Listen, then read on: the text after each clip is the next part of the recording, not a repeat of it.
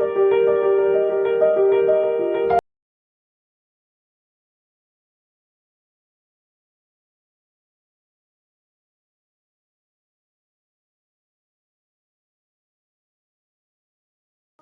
اللہ الرحمن الرحیم۔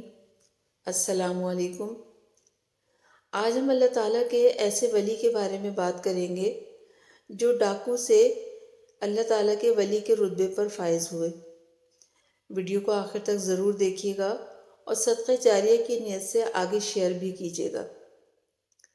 جیسا کہ سب جانتے ہیں کہ دنیا اپنے اختتام کی طرف گامزن ہے، اس لیے کسی بھی نیکی کو چھوٹا نہ سمجھیں۔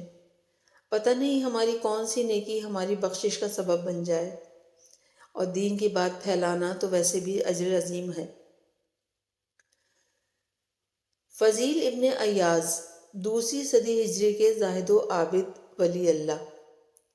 تبع تابعین میں جن بزرگوں کا زہد و اتقا ضرب المثل تھا، ان میں فضیل بن ایاز بھی تھے۔ علم و فضل کے لحاظ سے بھی معاصرین میں یہ عزت کی نگاہ سے دیکھے جاتے تھے، مگر دلوں میں ان کی فضیلت اور عظمت و جلالت ان کے زہد و اتقا ہی کی وجہ سے تھی۔ ان کی زندگی توبہ و نابت اللہ کی ہی تصویر تھی۔ خواجہ فضیل ابن ایاز سلسلہ چشتیہ کے مشہور بزرگ ہیں۔ نام فضیل ابن ایاز، کنیت ابو علی اور ابو الفیض ہے۔ آپ کے وطن کے بارے میں اختلاف ہے۔ بعض کے خیال میں آپ کا تعلق کوفہ سے تھا، کچھ لوگوں کا کہنا ہے کہ آپ کا وطن خراسان تھا، اور کچھ لوگ آپ کے سمرقند اور بخارا میں پیدا ہونے کے قائل ہیں۔ صحیح یہ ہے کہ آپ کی پیدائش سمرقند میں ہوئی، مگر خراسان میں ظاہری علوم حاصل کرنے کی غرض سے اپنا بیشتر وقت گزارا۔ تفسیر اور حدیث کے علوم میں امام کے مقام تک پہنچے۔ آپ خواجہ عبدالواحد بن زید کے خلفاء میں فضیل بن ایاز کو بطور صوفی خوب شہرت ملی اور امام اعظم کے شاگرد تھے۔ خواجہ ابراہیم ادھم، خواجہ بشر حافی، خواجہ سفیان سوری اور خواجہ داؤد طائی آپ کے معاصر تھے۔ آپ حقائق و معارف میں یگانہ روزگار تھے۔ نقل ہے کہ ایک دن آپ اپنے صاحبزادے کو گود میں لیے پیار کر رہے تھے کہ بچہ بولا، ابا جان، آپ مجھ سے محبت کرتے ہیں؟ آپ نے فرمایا ہاں۔ بچے نے کہا، آپ خدا سے محبت کرتے ہیں؟ آپ نے پھر جواب دیا ہاں۔ بچہ گویا ہوا، ابا جان، ایک دل میں 2 چیزوں کی محبت سما سکتی ہے؟ آپ فوراً سمجھ گئے کہ بچے کی زبان پہ کسی کی جانب سے یہ سخن عارفانہ جاری ہوا۔ آپ نے فوراً بچے کو اپنے آپ سے علیحدہ کر دیا اور مشغول حق ہو گئے۔ آپ فرمایا کرتے تھے کہ اگر تم سے پوچھا جائے کہ خدا سے محبت کرتے ہو تو جواباً خاموشی اختیار کیا کرو۔ اگر تم کہو گے نہیں تو یہ کلمہ کفر ہے، اور اگر جواب دو گے ہاں تو تمہارا یہ فعل محبان خدا کے طریقے کے خلاف ہوگا۔ آپ نے 3 ربیع الاول 187 ہجری کو وصال فرمایا۔ آپ کی قبر انور مزارات معلیٰ مکہ معظمہ میں ختیجۃ الکبریٰ کے مزار انور کے قریب ہے۔ فضیل بن ایاز کے مزاج میں صبر و شکر بہت زیادہ تھا اور مرضی مولا میں راضی رہتے تھے۔ قلب میں سوز و گداز کی کیفیت کا غلبہ رہتا تھا۔ عباسی خلیفہ ہارون الرشید آپ کے عقیدت مندوں میں شامل تھا۔ تلاوت قرآن کی آواز سنتے تو وجد کی حالت میں آ جاتے اور بے خودی طاری ہو جاتی، اور اسی حالت میں انتقال ہوا۔ خواجہ فضیل بھی صائم الدہر تھے۔ 5 دن کے مسلسل روزہ رکھتے اور 500 رکعت نوافل روزانہ ادا کرتے تھے۔ صاحب انوار العارفین نے لکھا ہے کہ ایک مرتبہ وضو میں سہو سے کسی عضو کو بچائے 3 بار کے 2 بار دھو لیا تھا۔ شب کو حضور اقدس صلی اللہ علیہ وسلم کی زیارت ہوئی کہ حضور صلی اللہ علیہ وسلم نے ارشاد فرمایا کہ فضیل، تم سے بایا ہے کہ وضو میں میری سنت چھوڑ دو۔ خواجہ اس کی ہیئت سے بیدار ہو گئے اور اپنے اوپر 500 نوافل روزانہ کا 1 سال کے لیے کفارہ مقرر فرمایا۔ خاندان صوبہ خراسان کی ایک بستی تالقان کا رہنے والا تھا، جو بعد میں فدین میں آباد ہو گیا۔ اس فدین کے قریب ایک بستی ابیورت تھی، وہیں ان کی ولادت ہوئی۔ فضیل گو ایک آزاد مسلمان گھرانے میں پیدا ہوئے، مگر ان کو سازگار ماحول نہیں ملا، جس کی وجہ سے ان کی عادتیں بگڑ گئیں اور کچھ دنوں میں وہ ایک مشہور ڈاکو کی حیثیت سے مشہور ہوئے۔ ان کی ڈاکہ زنی کا اتنا چرچا تھا کہ خراسان کے آس پاس سے قافلے گزرتے ہوئے بھی ڈرتے تھے۔ ان کی زندگی کے یہی لیل و نہار تھے کہ یکایک فضل یزدی نے ان کا دامن پکڑا اور ان کو توبہ کی توفیق نصیب ہوئی۔ ان کی توبہ کی داستان میں کتنوں کے لیے سامان بصیرت ہے۔ ان کو کسی لڑکی سے ہی عشق ہو گیا تھا، مگر خواہش نفس کی تکمیل کی کوئی سبیل پیدا نہیں ہو رہی تھی۔ ایک دن موقع پا کر اس کے گھر کی دیوار پھاند کر اندر داخل ہونا چاہتے تھے کہ کسی خدا کے بندے نے یہ آیت تلاوت کی۔ ترجمہ: جو لوگ ایمان لے آئے ہیں، کیا ان کے لیے ابھی بھی وقت نہیں آیا کہ ان کے دل اللہ کے ذکر کے لیے اور جو حق اترا ہے اس کے لیے پسیج جائیں، اور وہ ان لوگوں کے طرح نہ بنے جن کو پہلے کتاب دی گئی تھی۔ پھر ان پر ایک لمبی مدت گزر گئی اور ان کے دل سخت ہو گئے۔ ان میں بہت سے نافرمان ہیں۔ کلام الہی کی یہ دل گداز آواز ان کے کانوں میں پہنچی اور کانوں کے ذریعے دل میں اتر گئی۔ ایمان کی دبی ہوئی چنگاریاں بھڑک اٹھیں، بے اختیار بول اٹھے، یا رب، اے پروردگار، وہ وقت آ گیا کہ میں باہر معاصی سے نکل کر تیرے دامن رحمت میں پناہ لوں۔ وہاں سے وہ اسی وقت واپس ہوئے۔ رات کا وقت تھا، اس لیے ایک خرابہ میں ٹھہر گئے۔ پاس ہی کوئی قافلہ پڑاؤ ڈالے پڑا تھا۔ اہل قافلہ آپس میں مشورہ کر رہے تھے کہ کب رخت سفر باندھا جائے۔ بعضوں کا خیال تھا کہ اسی وقت چل دینا چاہیے، مگر اہل تجربہ نے رائے دی کہ صبح سے پہلے سفر کرنا خطرے سے خالی نہیں ہے۔ اسی راستے پر فضیل قافلوں پر ڈاکے ڈالتا ہے۔ فضیل کا بیان ہے کہ میں نے دل میں سوچا کہ میں رات بھر معاصی میں غرق رہتا ہوں اور بزرگان خدا مجھ سے ڈرتے ہیں، حالانکہ خدا نے ان کے درمیان مجھے اس لیے نہیں بھیجا ہے۔ پھر صدقے دل سے توبہ کی اور یہ دعا کی، اے پروردگار، میں تیری طرف پلٹتا ہوں اور اس توبہ کے بعد اپنی زندگی کو تیرے گھر کی خدمت کے لیے مخصوص کرتا ہوں۔ اس توبہ نصوح کے بعد ان کو علم دین کی تحصیل کا شوق دامن گیر ہوا اور اسی شوق میں وہ ترک وطن کر کے کوفہ آئے۔ یہاں امام اعمش، شیخ منصور اور بعض دوسرے ائمہ حدیث سے اکتساب فیض کیا۔ پھر حسب وعدہ جوار حرم کو اپنا مسکن بنایا اور پھر اسی کے سائے میں پوری زندگی بسر کی۔ پچھلی زندگی کا ان پر کچھ ایسا رد عمل ہوا تھا کہ وہ گوشہ گیر ہو کر ایک گونا دنیا سے بے تعلق ہو گئے تھے۔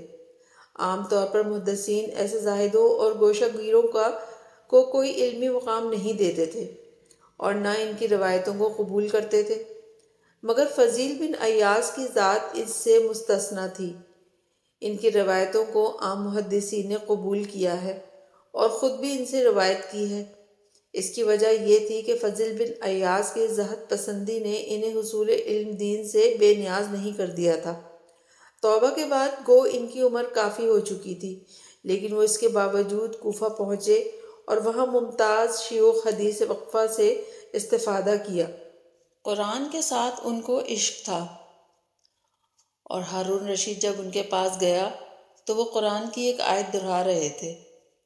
خادم خاص ابراہیم بن اشد رحمۃ اللہ علیہ کہتے ہیں کہ فضیل کے دل میں خدا کی جس قدر عظمت تھی، اتنی میں نے کسی کے دل میں نہیں دیکھی۔ ان کے سامنے جب خدا کا ذکر آ جاتا یا وہ قرآن کی کوئی آیت سن لیتے تھے تو ان پر خوف و غم کی کیفیت طاری ہو جاتی تھی اور اس طرح روتے تھے کہ دیکھنے والوں کو رحم آنے لگتا تھا۔ احمد بن جنبل رحمۃ اللہ کا بیان ہے کہ ایک بار ہم لوگ فضیل بن ایاز کے پاس گئے اور ان سے اندر آنے کی اجازت چاہی تو اجازت نہیں ملی۔ کسی نے کہا کہ وہ اگر قرآن کی آواز سن لیں تو نکل آئیں گے۔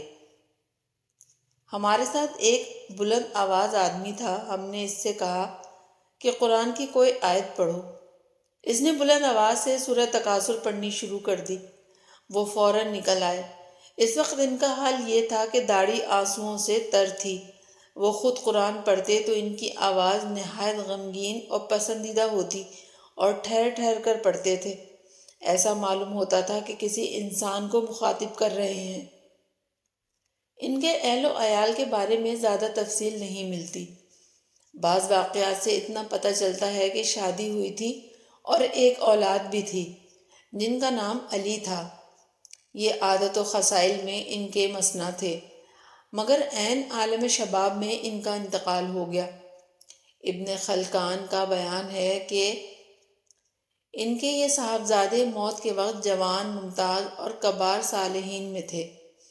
ان کا شمار ان لوگوں کے زمرے میں ہوتا جن کی موت کا سبب خدا کی محبت ہوتی ہے، لیکن صبر و شکر کا عالم یہ تھا کہ نوجوان صالح اولاد کے انتقال پر بھی وہ بے قابو نہیں ہوئے، بلکہ غم آمیز تبسم سے فرمایا، خدا نے جو پسند کیا میں بھی اس پر راضی ہوں۔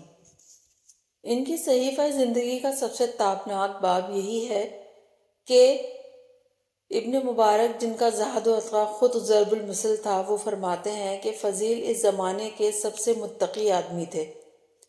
دوسری روایت یہ ہے کہ وہ فرماتے تھے کہ میرے نزدیک زمین پر اس وقت ان سے زیادہ افضل آدمی کوئی دوسرا نہیں ہے۔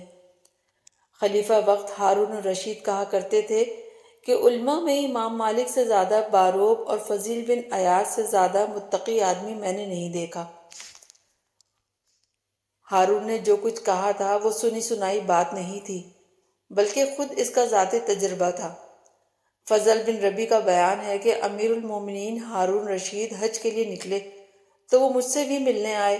میں نے سنا کہ امیر المومنین آئے ہیں تو تیزی سے ان کے پاس آیا اور عرض کیا، آپ مجھے کو طلب کر لیتے، میں خود حاضر ہو جاتا۔ انہوں نے کہا کہ میرے دل میں کچھ خلش ہے، کسی ایسے آدمی کے پاس لے چلو جس سے میں اپنی تسکین حاصل کر سکوں۔ فضل نے کہا، یہاں سفیان بن عیینہ موجود ہیں، آپ میرے ساتھ ان کے پاس چلیے۔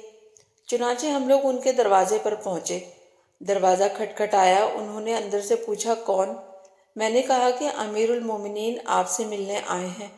یہ سن کر وہ تیزی سے آئے اور بولے، امیر المومنین آپ نے بلایا ہوتا میں خود حاضر ہو جاتا۔ ہارون رشید نے کہا کہ اچھا، جس کام کے لیے ہم آئے ہیں وہ شروع کیجئے۔ ہارون نے ان سے کچھ دیر بات چیت کی، پھر پوچھا کہ آپ پر کسی کا قرض تو نہیں ہے؟ ابن عیینہ نے اسبات میں جواب دیا۔ ہارون اس کی ادائیگی کا حکم دے کر ان سے رخصت ہوا۔ جب باہر آیا تو اس نے فضل سے کہا کہ تمہارے دوست سے مجھے تسکین نہیں ہوئی، کسی دوسرے صاحب علم کے پاس لے چلو۔ فضل عبد الرزاق بن حمام کی خدمت میں لے گئے، وہاں بھی ہارون کو تسکین نہیں ہوئی۔ پھر یہ قافلہ فضیل بن عیاض کے پاس پہنچا۔ ابن عیاض اس وقت نماز میں تھے اور ایک ہی آیت کو بار بار دہرا رہے تھے۔ غالباً جب وہ فارغ ہو گئے تو ان لوگوں نے دستک دی۔ انہوں نے اندر سے پوچھا، کون؟ فضل نے کہا، امیر المومنین آپ سے ملنے آئے ہیں۔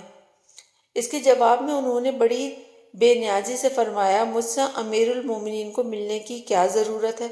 فضل نے کہا کہ کیا آپ پر اطاعت ضروری نہیں ہے؟ اس کے بعد ابن عیاض نیچے اترے اور دروازہ کھولا۔ ہم لوگ ان کے پاس بیٹھ گئے۔ انہوں نے چراغ گل کر دیا اور خود ایک گوشے میں بیٹھ گئے۔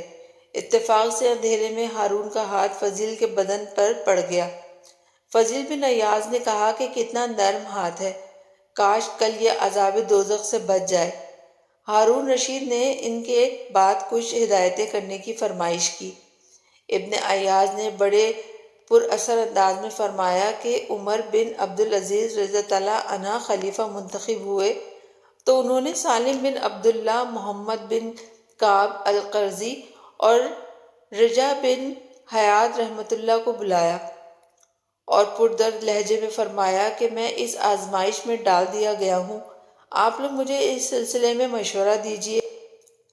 تو انہوں نے خلافت کی ذمہ داری کو بلا آزمائش قرار دیا اور آپ کے اصحاب نے اس کو محض نعمت قرار دیا ہے۔ محرم سن 187 ہجری میں ان کی وفات ہوئی اور آپ 80 سال کی عمر میں اپنے خالق حقیقی سے جا ملے۔